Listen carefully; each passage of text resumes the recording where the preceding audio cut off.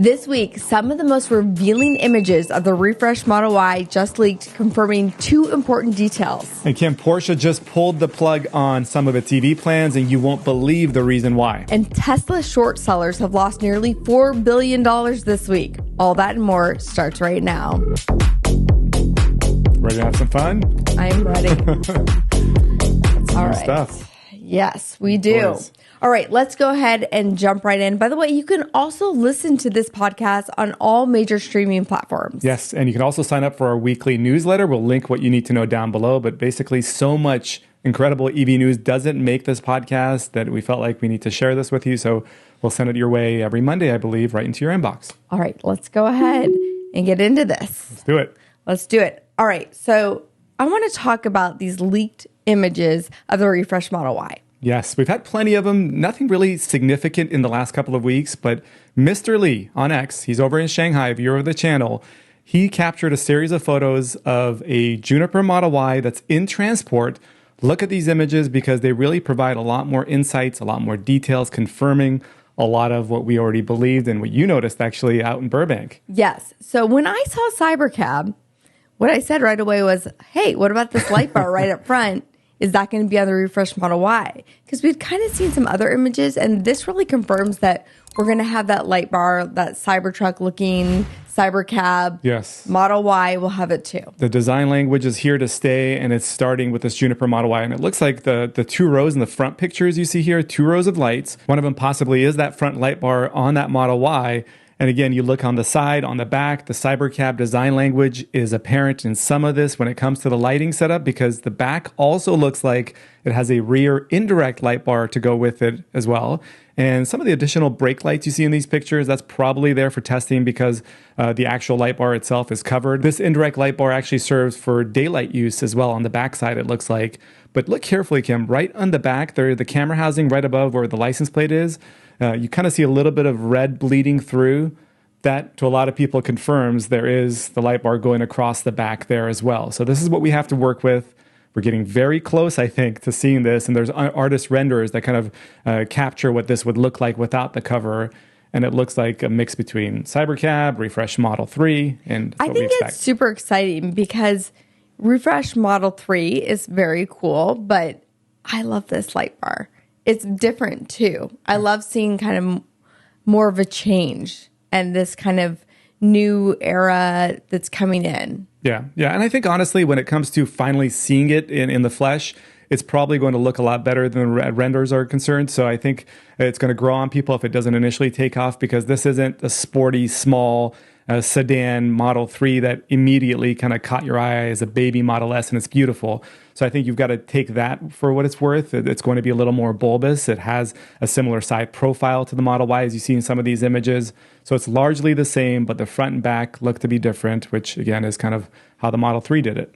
Yeah, I love it. I love it. And then last week we saw images out of Spain. Yes. Now we're seeing these out of Shanghai. So it's getting close. It's exciting. I think it's going to happen overseas before the end of this year. Elon at some point said, though, not 2024. So I'm thinking like January, but We'll see. And this is, I think, going to be possibly our next vehicle. So. Okay, let's do it. I think I'm ready to take on the Model Y. We need, why, oh, why? Why wouldn't you? All right. So speaking of Cybercab, or should I say Robotaxi, because Waymo is stealing Tesla's language here. Are they? I don't know. So I saw this over on Sawyer Merritt's account where he said Waymo is now able to put out some 150,000 Robotaxi rides every single week. This is up about 50% from what was 100,000 rides back in August. And again, is Robotaxi kind of the name that's used for all ride-hailing services that are autonomous, or is it what Tesla gave it? Because Tesla's kind of gone back and forth. Tesla's gone back and forth, but I wish Tesla would just brand it as Cybercab or Robotaxi, because I do feel like Waymo's sort of trying to like jump on that by using the term Robotaxi. Maybe. I don't know. Maybe not. Maybe they've been calling it that all along. Honestly, I'm not sure. But I wish Tesla would brand it as one or the other, as like the name of this vehicle. Well, new video just dropped too, actually. We'll talk about that in a second, but a new video kind of came in, the same full video version that you saw out there in California published, and at the very end of it, it pops up Cybercab. So I think maybe that's what we're going with, maybe. Okay. But when you ask them in person, they said, whatever you like. Yeah, they did. I asked them in person and they were like, which one do you like better? Which one do you guys like better? Put in the comments. So with Waymo, though, they're riding out of San Francisco, Los Angeles, and Phoenix right now. And we have Atlanta and Austin up next for next year. But their entire fleet right now is doing about 1 million miles of fully autonomous rides per week. Now, if you remember, Tesla in their Q3 earnings report last week said that FSD customers are doing 6.4 million miles per day. So essentially a little more than 6 times more per day than Waymo's doing. But obviously Waymo's got no driver in there, but then they've got a person off site monitoring it. It's mapped, it's different. I get it. But it's fascinating to see that comparison of Waymo, Tesla, maybe Uber coming up where competition lies here. And of course, Elon has said in Q2 of 2025, we're going to have FSD be safer than humans. Yeah. I think it's just, right now everybody wants to put them up and pin them next to each other, but I think it's going to be 2 completely different things.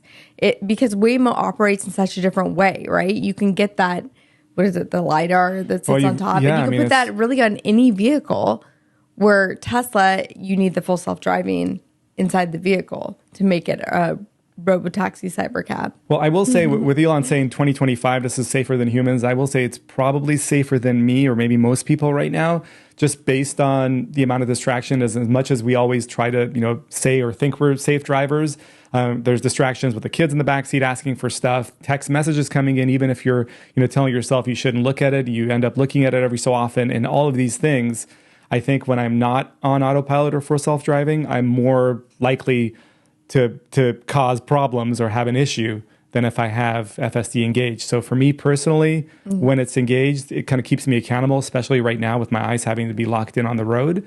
And that's although what I love you most do about this it. thing where you're like, oh, I want to play on my phone, so let me disengage it for a second because I need to when I want to see this text message that just popped up, which is completely not safe, but I know there are a lot of people that do that. So that's why I was going to say, throw me calling you out here with our little, what is it? Yeah. There you go, PJ. That's for you. That's what happens. There's probably no other accessory that I would recommend that makes such a big difference in the overall appearance of your car than having a good set of wheel covers. And these are Vion's 18-inch wheel covers. They're made specifically for the 2024 Model 3. And I love them because they give your car the appearance of having the larger performance wheels. And they look better than the stock ones, in my opinion. But they're just as efficient and they're a lot less money. It's a simple 5-minute install. Just pop the old ones off and pop these on. It even covers existing curb rash, and if you were ever to curb your wheels again, you can replace the cover for just $39. So these are super durable. They're crafted from high quality PC and ABS materials, so they're perfect for both summer or harsh winters. They also make these ones for the Model Y, and they work on the 19-inch wheel, and what's great about them is that they'll also cover any existing curb rash, and they're super easy to install. Look for the valve stem, match it up first. These work on all Model Y years with 19-inch wheel covers, and they're the most affordable premium wheel covers I've ever seen on the market. To get yours, check out the description down below and use our link KimJava to help support this channel. All right, let's get back to the video. But I think there are a lot of people that do that. I would like it when full self-driving is out, out of the supervised version where you could theoretically check your phone. That's the purpose of it. Yeah. Right now, we're in that in-between stage, so it's kind of annoying. I think a lot of people take it out. And when I took it out, we just did a video with full self-driving, and it was so good. And I took it out for a second because I needed to change one of the waypoints or something on there, and I took it out, and I forgot that I was the one driving, and I started just sort of driving off the side of the road. Yeah. Apparently, according to the comment section, that happens to a lot of people, right? So, yeah. So it's get complacent on it.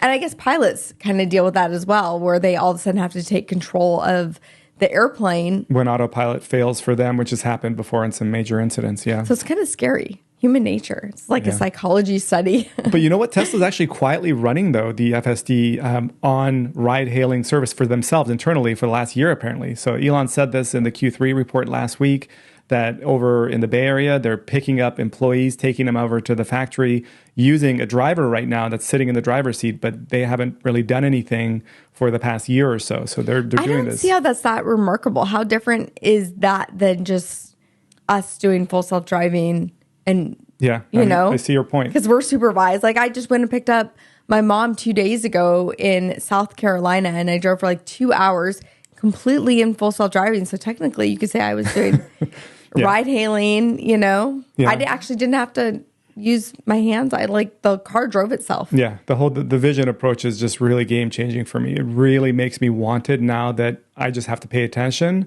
It's a lot more fun almost using it when you're forced to look at the roads versus having to constantly be like, I'm already holding it. Why do I need to tug the steering wheel again? Yeah. So I'm more likely to use it now.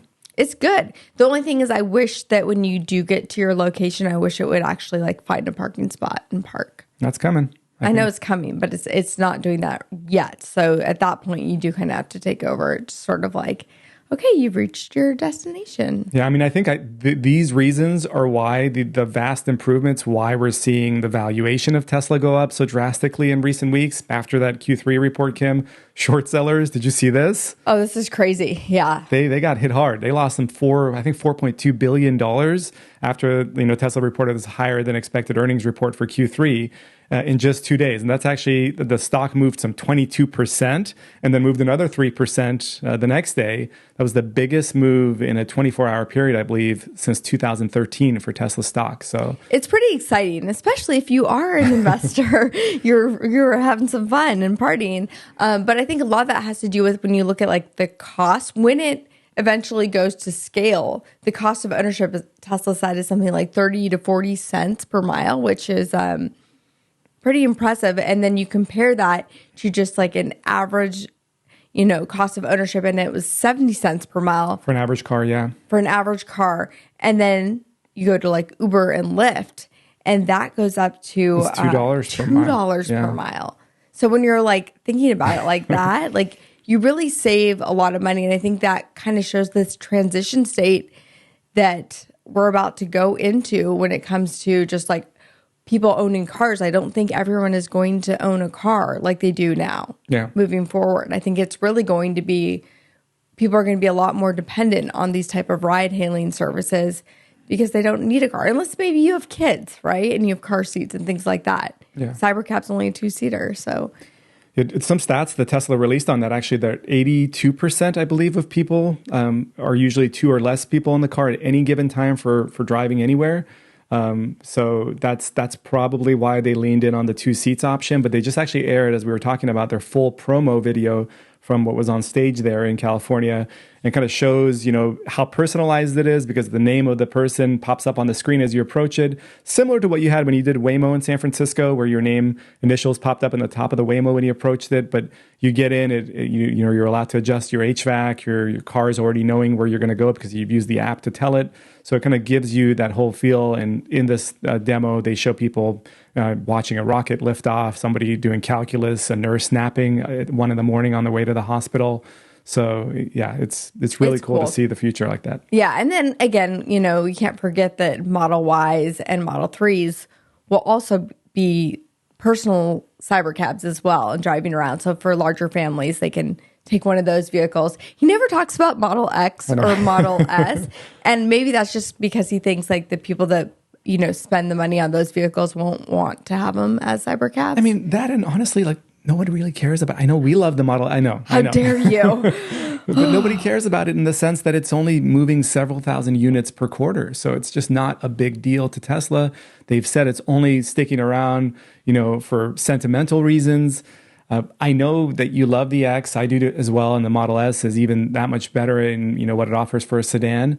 But the other cars you can get for basically half the price for basically the same features.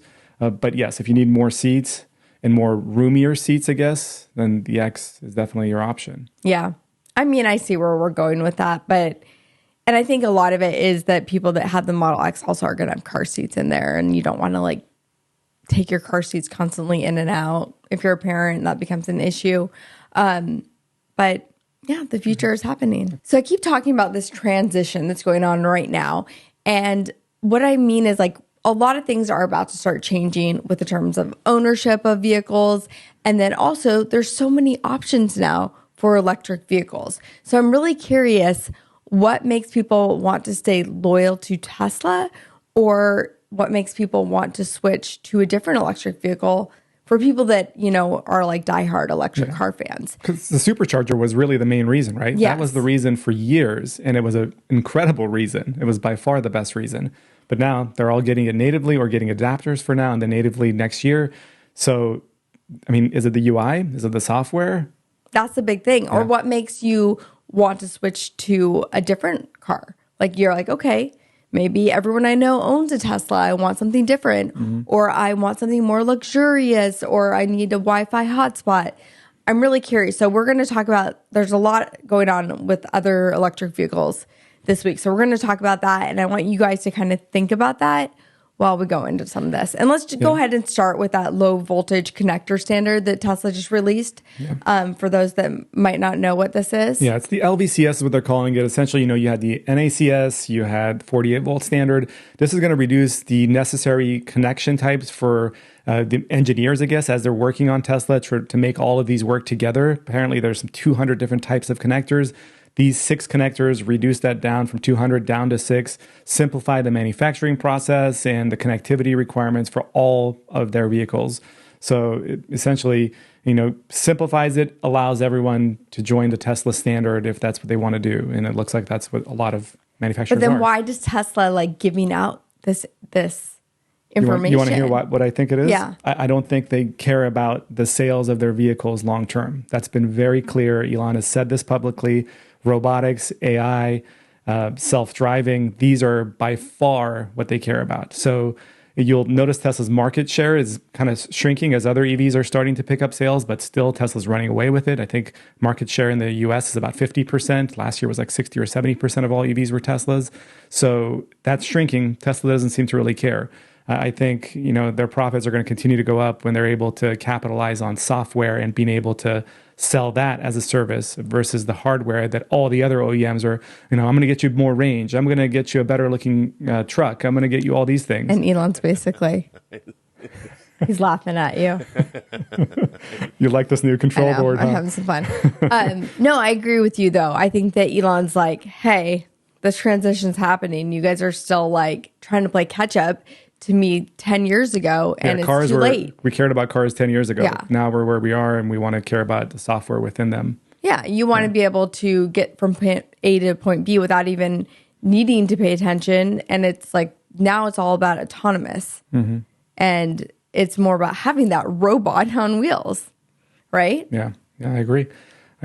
Kim, did you see that GM is also coming in with another EV here? GM's done a really great job, with its EVs, pushing out EV after EV where other OEMs have kind of scaled back a little bit. They've just gone live with their online configurator for their all-electric Cadillac Optic. Deliveries start in a couple of weeks here in the US. Starting price is $54,000. It's about $47,000 when you factor in the incentives. And the range, 302 miles. Can charge at the Tesla Supercharger network right off the bat with the adapter that you'll get, and 85 kilowatt hour battery pack. Kind of the disappointing part is the charging capacity, charging speed, max speed there, 150 kilowatts. So you're pulling up to these superchargers that are 250 kilowatt or greater, and you're really only able to get 150 out of them. But it seems like a compelling EV from GM who's really pushing forward with EVs. And they have their Super Cruise, which actually works pretty well. Yeah. It does a good job. They also have vehicle to home charging with this. Yeah. And they have the 5G hotspot, which is a big thing for me. I wish the Wi-Fi hotspot. Yeah, the Wi-Fi hotspot is the one feature that I just don't understand why Tesla doesn't include in their vehicles. But maybe those features right there are the selling points that would make people want this vehicle. And there's still a lot of people that do enjoy driving. Yeah, that's true. That's true. And this vehicle too, Kim, it's almost the exact same footprint as the Model Y. So we're talking 190 inches for the Optic, where Model Y is 187 inches long. So almost the same exact there. Curb weight though, and this kind of speaks to why the range is so much less, about 40 miles less than the Model Y. Curb weight's 5,200 pounds, where the Model Y is 4,400 pounds. So those efficiencies where Tesla has a smaller battery pack, but able to get you much more range, kind of really show up here. But the price point, again, with incentives at 47 is compelling. If you're like, everyone has a Model Y, this is the next new thing and I'm going to try it out. Yeah. But let us know what you guys think. GM also just released the performance version of the Cadillac Lyriq. Yes, yep, that's coming out. So the Lyriq V, that's spring 2025 is when it's expected to come out. The video just released of what it looks like here with some details, and you see some of the changes on the steering wheel, for example. It has the V embedded on there, but updated bumpers, updated rocker panels, kind of give it a sportier look.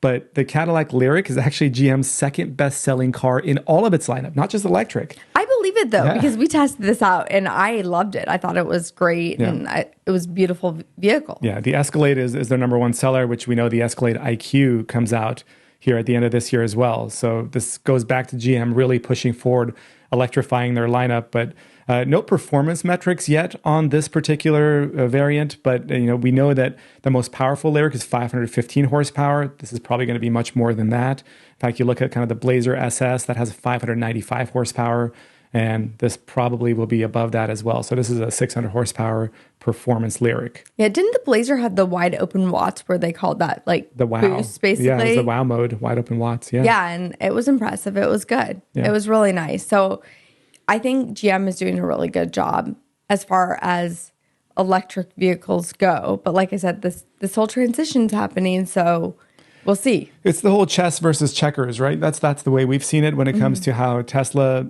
was, playing chess and how they're playing checkers, if that's the way the saying goes. But they're just completely moved on from focusing on selling the EVs more so, I think, than the priority being getting them to be self-driving. Here's what I think automakers should do. I think they really need to dial into the family vehicles, because that's where there's a market for that are not going to be cybercabs and robotaxis. And Lucid just opened up orders for the Gravity. Yeah. And it looks like it's priced from around $80,000. Yeah, so the 80,000 variant, that actually comes out sometime at the end of next year. So that we're 12 months away from that. But at the one that's going to be available on November 7th at 9 a.m., I think, you get to configure this. They're going to give priority to Lucid Air owners, so current customers get priority on this order. But it's $95,000 for this initial variant, and then that delivers by the end of this year. But the metrics, the specs on this, Kim, will blow your mind, because we're talking 440 miles range, which we know Lucid always crushes it when it comes to range. But the cargo capacity, 120 cubic feet, compared to Model X is about 90 cubic feet of cargo capacity. So in 3.5 second 0-60, and it's compelling. This is really, really compelling for me with all those metrics when I look at it. Plus, it's just Lucid, it makes just really luxurious vehicles. They're beautiful, massaging seats. Yeah. Some of these things are really cool, and I'm sure they're going to put those into the Gravity as well. So, and I wonder, when it comes to cars like Lucid or manufacturers like Lucid, are customers possibly concerned about long-term viability? Because I know that concern was always there. For Fisker, it played out, and with bankruptcy. But with Lucid, is that an issue? Yeah, I've thought about this also. I'm curious what you guys think. So with the bankruptcy with Fisker, are people scared to jump into an automaker that's not backed by, Volkswagen or BMW, like backed by someone bigger? But then Lucid also has lots of funding. They've got Saudi money, yeah. So they've got money for sure. So I think that's probably less of a concern when it comes to Lucid than others. Yeah, and this isn't their first vehicle either with the Gravity, Yeah, the Lucid Air actually, did pretty well for them. They've dropped the prices recently, but they've got the lower range of variants now available. But what Lucid just announced is that they've got 5-star safety ratings in their 2025 model years, which of course every year they've got to run these tests. And this particular rating, they're really kind of giving it to the way the battery pack was encased in its car's frame. So the side impact testing was among the best scores that NHTSA reported. So they credited that, the ADAS, the 3D surround monitoring of the Lucid Air. So Lucid getting some great news recently. And I think we even talked about last week, they are showing up at Four Seasons hotels in the U.S. where the guests get to use Lucids to drive around town for free with their room. Yeah, I definitely want to test out the Gravity. I'm excited about this one. I'm curious if any of you guys are Model X owners or maybe Model Y, you have a family, if this is a vehicle that you would want to maybe purchase and why. And Polestar now has access to all of Tesla's superchargers as well. Yeah, 17,800 chargers. They just announced that their vehicles now with an adapter can pull up and use any North American chargers, US and Canada. And they're saying that beginning next year, they're going to be embedded or built with it out of the factory. And No there's adapter needed. one good thing about Polestar that a lot of other EVs don't have, right, Kim? Right. So where you charge it is the same as Tesla. So you don't need to take up two spots if you're using a Tesla supercharger or use an extension cord like some other EVs have to do. It's on that driver's Yeah. rear side, exactly. So it works well for Tesla supercharging the way it's deployed so far. So yeah, Polestar's making some headlines there with this. So that's great news for them. Yeah. And they're also going to update the in-car Google Maps to show available Tesla superchargers as well, which is nice to have that in there as well. I wonder how many EVs that are taking on Tesla supercharger access are able to do that. That is interesting. It's interesting because That's a with big Tesla, deal. it's so built in and you don't even have to think about it. So I don't know how many of you guys out there watching or listening own a Tesla, but when you go to plan out your trip, you just put the destination in and it tells you exactly where to go and charge. Yeah. But if you are not driving a Tesla, you have to kind of think a little bit more about that. Yeah, I mean, it depends on the EV, but yeah, especially if you're coming from a different EV trying to utilize the supercharging network, you would think they would prioritize like what, Polestar is doing to make it that much user friendly. But yeah, Porsche though, doing something that's maybe a little less friendly to the customers. And this is surprising to me because, we've talked to a lot of people who love the Taycan and really the Porsche EV lineup that's been announced, but the Taycan particularly. Porsche now saying that they're probably going to scale back on their full EV or EV-centric approach. 2 years ago, Kim, they had announced that they're going to have a significant EV lineup by 2030. Mm-hmm. And now they're saying deliveries are down 50% year over year on the Taycan. And their customers... That was supposed to be a boo, but I hit the wrong one. Where's the boo? There. That's what I meant to do. Yeah. I'm still figuring this thing out, okay? I was like, why are you celebrating this? Okay, here we go. There we go. All right. So they're not doing electric vehicles anymore. No, they are. They're just really scaling back from their initial approach. They're saying essentially their CFO just actually spoke and said that there is more demand for their ICE vehicles, saying that a lot of their customers in that premium and luxury segment actually are looking or going towards the direction of internal combustion engines more than electrics. So, because you know what's going on? What's going on? It's basically like when people started taking cars, all of a sudden horseback riding became like this sport, right? Okay. It's like a niche thing, and that's what Porsche is doing with their vehicles. They're like they're the driver's car, and it's more of a sport thing. I mean, I see your point a little bit, but maybe scaling back entirely isn't the best approach. But clearly, their customers are not, and maybe because the Macan EV is just kind of coming out now, and maybe they just haven't had as a broad lineup of electric vehicles quite yet out on the market, because the Taycan, as incredible as it was, I mean, we talked to people, one guy who is a major CEO of a massive company, has 47 cars in his collection, and he told us his favorite was the Taycan. Yeah. So, I mean, it's an incredible vehicle. It is incredible. I've driven it on the track. And it's not necessarily the most appealing for a family, so maybe that's part of it. But if you think about it, like maybe the track vehicles, the vehicles that you're going to want to take on the track are going to be more of this sport type thing that reminds you of like your past, and you want that internal combustion engine and those sounds and things like that. And so Porsche is trying to like make that their niche. Yeah, maybe. I don't know, because now we have Lucid. They're going to be making their vehicles. We have, obviously Tesla, but, Porsche's like, okay, I'm not going to try to compete maybe anymore with these. I'm going to just really dial in. Well, you brought up Tesla, and Tesla is doing something Porsche-like as far as headlights are concerned. It's kind of a fancier headlight, and we've seen this in Europe for the Model 3, the refresh Model 3, where you have the individualized adaptive headlights there where the pixels react to oncoming traffic. So right now, if you have adaptive headlights in your Tesla, you'll notice when a car approaches you, it just entirely shuts off so it doesn't blind them. For this particular version that's available in Europe right now, the actual pixels and only takes off the light from someone's face, while the bottom half of it could still shine on the road. And that software apparently is rolling out to the refresh Model 3s in the United States here in the coming weeks, according to VP of Engineering Lars, who commented over on X. So something to look forward to if you've got the new Model 3, and I think the new Model Y definitely will have this as well, where a software update, we'll probably get this out of the gate for the new Model Y, but yeah, you get to if it's just a software update, could they do it on all vehicles, or is it a specific headlight? I feel like the headlights, the pixels within the headlights it's just a different adaptive styling. I'm not positive on that. The comment section can let me know, but I'm pretty sure only the refresh ones are capable of. So Model Y, maybe Cybertruck. Yeah. But I hopefully we're wrong, and we'll see. If you guys know, put that down below. I'm curious. I also want to end this on just a really positive story. So if you guys have been following along for a while, you know that JB Straubel, who is the co-founder of Tesla, also started a battery recycling program. So it's called Redwood Materials. And then you guys might remember that there was a semi that caught fire in California, and it actually caused the interstate to close down for 2 days, almost 2 days.